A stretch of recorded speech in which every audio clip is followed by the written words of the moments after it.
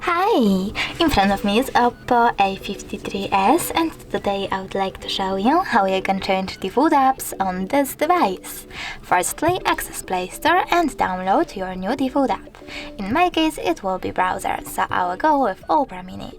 You don't have to open it, just wait for it to download and click Home button.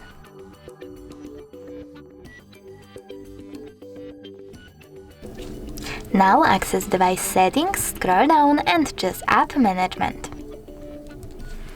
Then click on the food app and select one of those sections. I want to change my browser app, so I will go into browser app section here and click on my preferable browser, in this case Opera.